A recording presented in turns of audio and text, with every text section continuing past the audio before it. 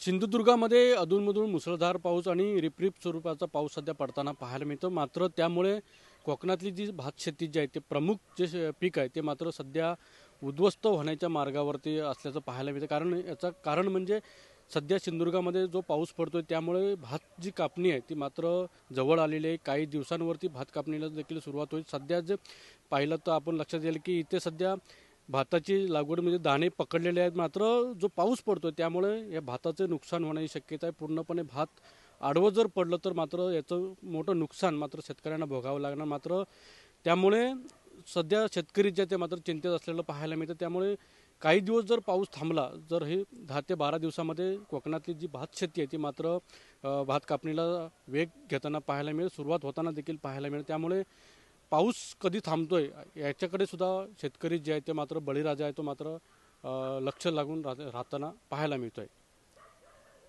Anant पातळे, TV9 Marathi, Sindhudurg.